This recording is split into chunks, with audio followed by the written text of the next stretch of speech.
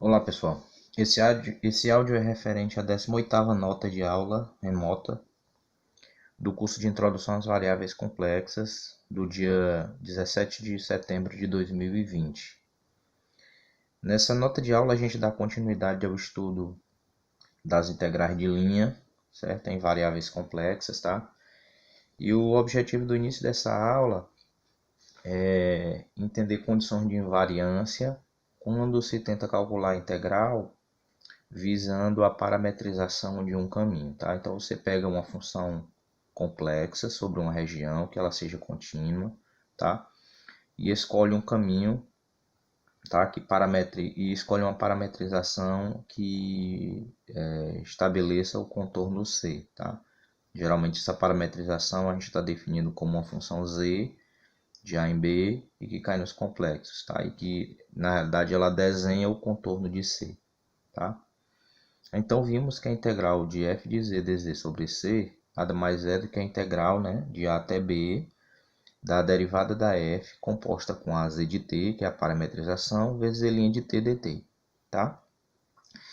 O que eu queria observar aqui é que você pode estabelecer essa integração mediante qualquer parametrização que tenha certas características, tá bom? Então a ideia agora é pegar, por exemplo, uma nova parametrização, tá, para o caminho C, que continue sendo crescente e que faça uma construção crescente do intervalo, sei lá, alfa, beta, para o intervalo AB, tá? De tal sorte que essa nova função que você construiu, t, certo? Ela possua derivada, ou seja, a derivada exista e ela seja pelo menos seccionalmente contínua.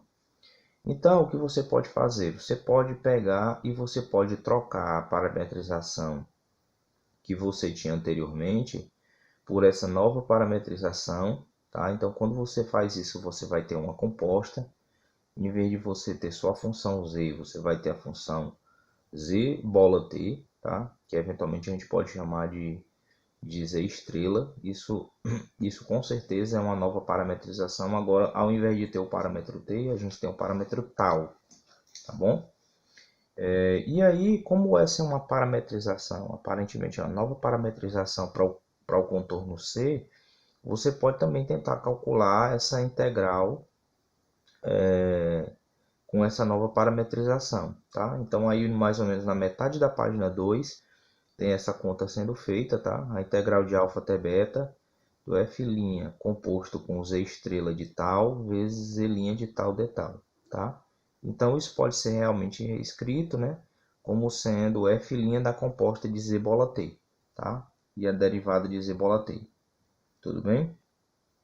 E aí o que se percebe no final da página 2, depois de uma continha só, via mudança de variáveis, o que você percebe é que a integral que foi observada, né, do f' z estrela tal, z' estrela tal de tal, ela vale a mesma coisa que a integral anterior, certo? Ou seja, o que a gente pode concluir com isso? A gente pode concluir que o cálculo da integral de linha ele pode ser realizado por qualquer mudança de parâmetro, desde que essa mudança de parâmetro ela seja crescente, ela possua derivada e a derivada seja seccionalmente contínua. Tudo bem?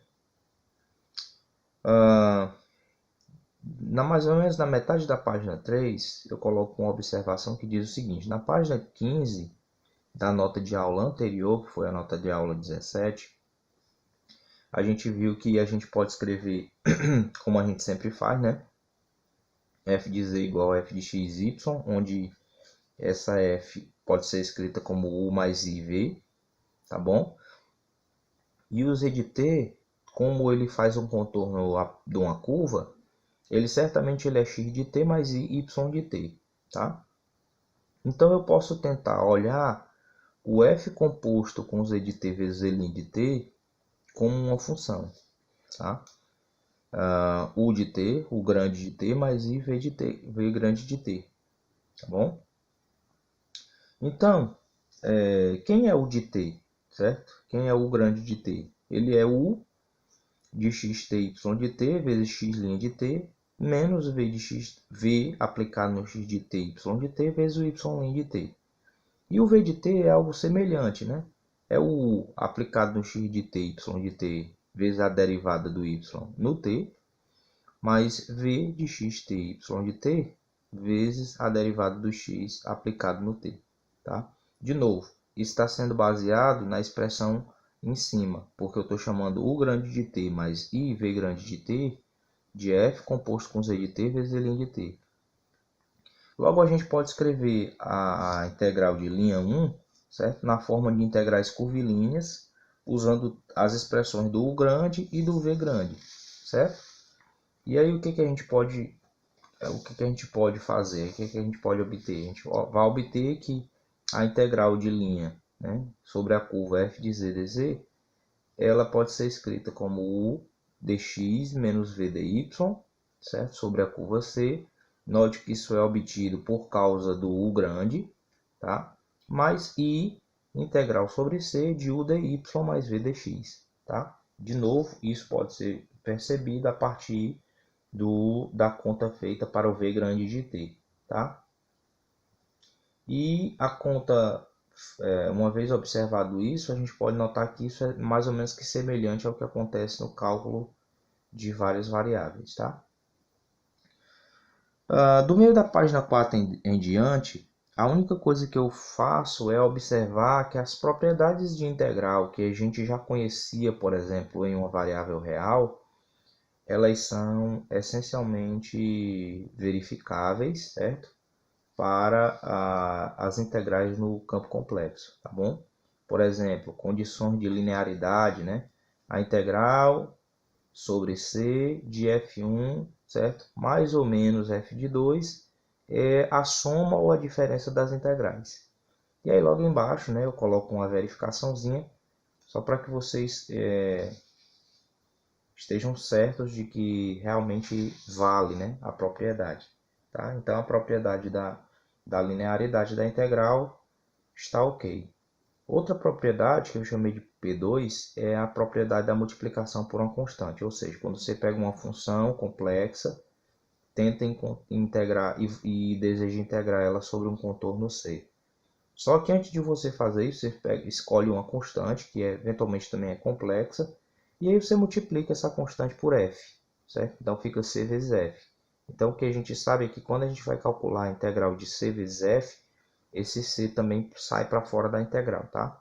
Então, quando você está integrando uma função que é essencialmente a multiplicação de uma constante por outra função, a constante pode sair de dentro da integral.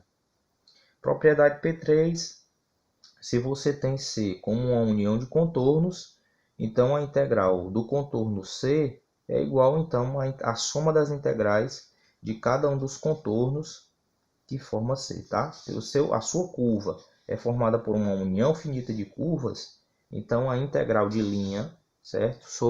De f sobre esse C, ele é exatamente a soma das integrais sobre cada um dos contornos CIs, tá bom? E aí eu também faço uma verificaçãozinha na página 6 dessa informação, e a ideia é observar que como C é a união de contornos, existe uma série de pedacinhos, né? E aí você pode observar isso como uma partição, tal que cada pedacinho desse gera um pedaço do seu contorno original C, tá? Aí eu faço uma continha aqui da página 6 e na página 7 para você observar como é que se faz a verificação da propriedade P3, tá bom? Outra propriedade importante que pode ser verificada usando P3 é a seguinte, olha, suponha que você tem C, a união de dois contornos, tá? E esse contorno é um contorno fechado, tá bom? Então, a integral sobre o contorno C1 união C2 de F é a mesma coisa de você pegar a integral de C2 união C1, tá? Não importa qual a ordem do contorno que você tomar, tá bom? Tanto faz, a integral vai dar a mesma coisa, certo? Uma propriedade P5 é que se você pega um contorno e considera você considera o traço desenhado ao contrário, você pega o comportamento, né, a orientação do contorno ao contrário, então isso vai me dizer que para que eu possa calcular isso, basta que eu calcule menos a integral sobre o contorno do lado positivo, tá? Da orientação positiva do contorno, tá bom? Então, ou seja, resumindo, né, a integral de menos c f de z dz é igual a menos a integral de c de f de z dz, tá bom? E como em algum dos outros casos, né, eu me preocupei de fazer uma pequena demonstração de como isso acontece. E, de novo, tudo funciona baseado na parametrização. Uma vez que você encontra uma parametrização para C, você consegue estabelecer uma parametrização inversa, né? Basta que você considere, por exemplo, como nova função, a função z de menos t, certo? Muda ali os parâmetros, né? Já que a sua orientação, por exemplo, a sua parametrização vai de A a B, quando você pegar o caminho contrário, você tem que pegar de menos B até menos A, tá? E aí você faz a substituição na integral e usa a mudança de variável, tá bom? Então, essencialmente, segue como o cálculo de uma variável real com uma variável, né, depois que você faz a aplicação da parametrização na função f e aplica de uma forma correta, né, a mudança de variáveis, tá bom? Então, é bem simples, a verificação está na página 8. Bom, por fim, a propriedade P6, que diz que o módulo da integral é menor ou igual que a integral do módulo. A diferença é que, como a gente está na integral de linha, né, o módulo da integral de c f de z dz não é simplesmente menor ou igual que a integral de c módulo de f dz. Não é, tá? Porque dz é uma diferencial, tudo bem? Então, como dz é uma diferencial, o que vai acontecer aqui é que eu tenho que calcular a integral sobre c do módulo de f de z vezes o módulo de dz, tá? Uma vez que o módulo de dz, quem é o módulo de dz? O módulo de dz, na hora que eu aplico a parametrização, o módulo de dz vai ser o módulo de z' de t dt, tá? Então, isso é uma notação para representar, essencialmente, o comprimento do caminho, tá? Tudo bem? Então, na página 9, tá, eu faço uma verificação disso, é bem simples, tá? Bem simples mesmo. Essencialmente, o que você faz é aplica a parametrização do caminho e depois usa a integração de uma variável real. Nada mais, tá? É só isso, essencialmente, que você faz. Essa verificação está na página 9. Na página 10, eu considero a seguinte observação. Um arco no conjunto dos complexos, ele é um caminho... o arco em C, certo?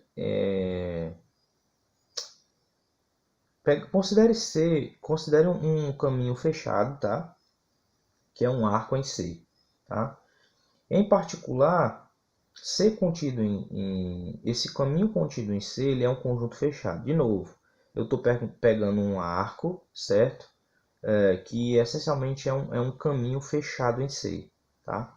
Então, particularmente como um conjunto, certo? Topológico, ele também é um conjunto fechado, tá?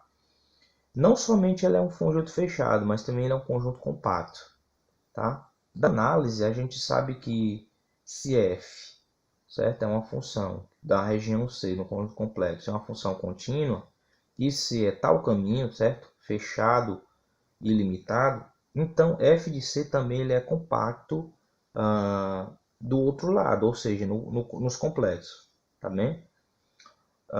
Então, se ele é um conjunto fechado e ilimitado, a gente sabe do cálculo ou da análise que a função nesse conjunto ela é limitada, ou seja, o módulo de f de z ele é menor ou igual que uma certa constante m. Daí o que a gente pode dizer? A gente pode dizer o seguinte, que quando a gente está sobre um conjunto fechado e compacto, não precisa ser fechado não, certo? De certa forma, qualquer arco, né, qualquer contorno que pode ser parametrizado por um intervalo fechado, ele é um caminho fechado, certo? Ele é um conjunto fechado em si, tá bom? Então daí quando eu calculo o módulo da integral sobre c de f de z dz, eu posso tentar estimar ele por alguma coisa, tá? Então eu uso a propriedade anterior, isso vai ficar a integral sobre c do módulo de f de z, módulo de dz, só que o módulo de f é menor ou igual que m, certo? Então isso me dá m vezes a integral sobre c dz.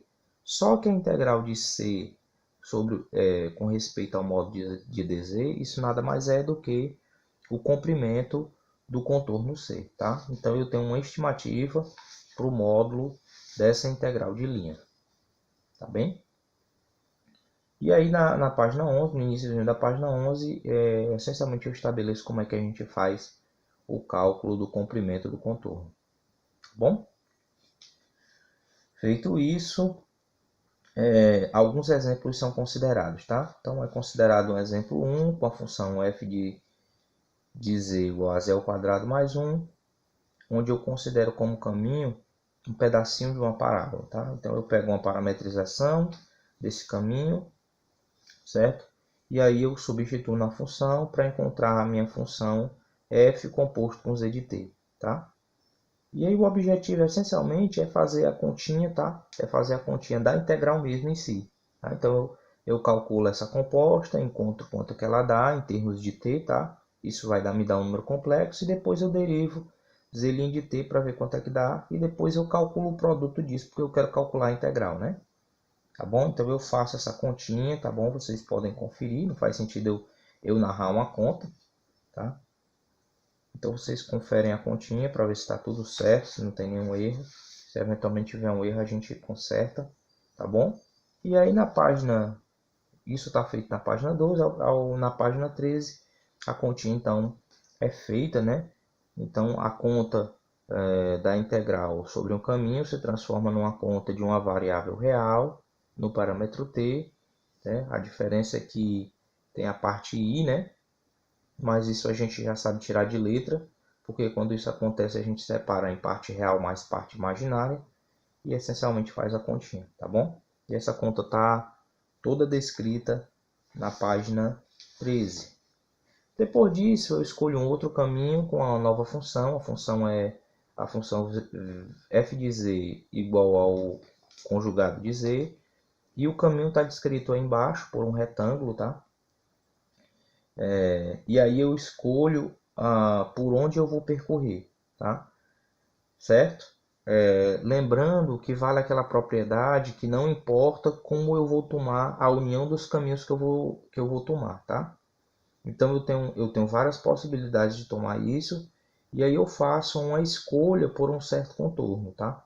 Eu faço a escolha, isso está identificado por 9, indo da seguinte forma: eu vou pelo segmento OB, depois eu ando pelo segmento BC, depois eu vou andar o segmento AC, observe que ele está ao contrário, né? Depois eu vou andar pelo OA, de novo, note que ele está ao contrário, e finalmente eu vou ao OC, tá? Ou ainda, você vai andar o segmento OB, BC, e depois vai andar OA, AC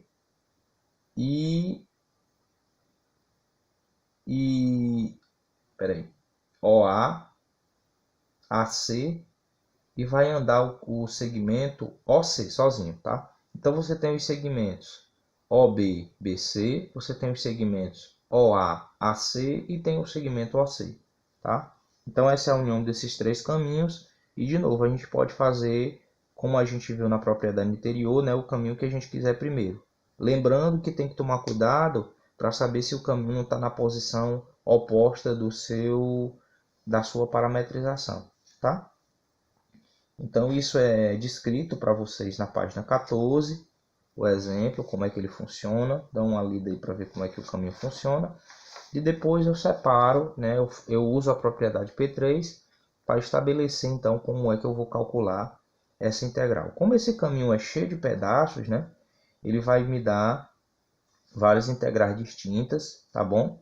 Vocês conferem, não faz de novo, não faz sentido eu ficar narrando as continhas feitas, tá?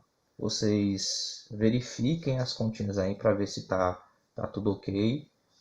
De novo, não tem nada de especial, realmente é só tá verificando se a parametrização tá ok, né? Depois calcula f composto com z de t e transforma isso no parâmetro t, certo? E depois calcula z' de t e multiplica. E depois aplica na integral, tá? Então, a única questão que você tem que fazer é verificar se esse padrão está sendo seguido de uma forma correta. Escolhe-se uma parametrização adequada, aplica na f, calcula isso em termos de t, calcula o z' de t e depois calcula o produto disso. Uma vez calculado o produto disso, aplica a integral, tá?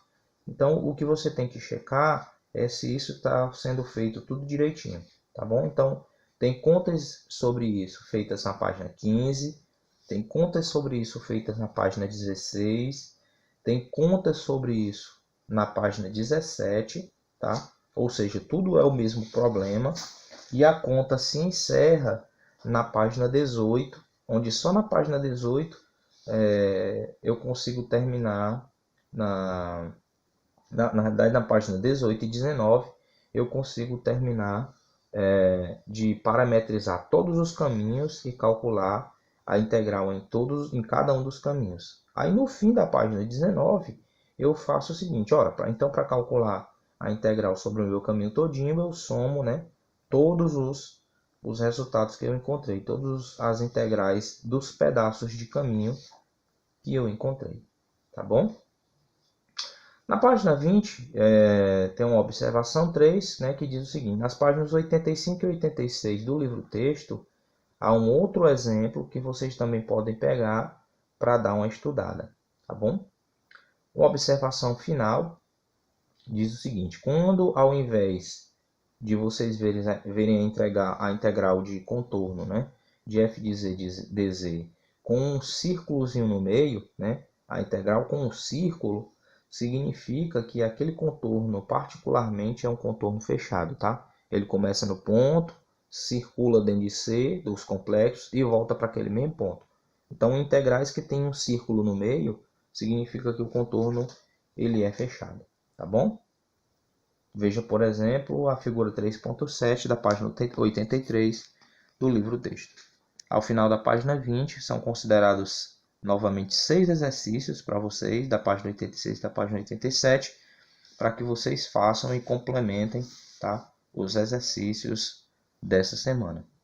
De agora em diante, eu desejo a vocês bons estudos.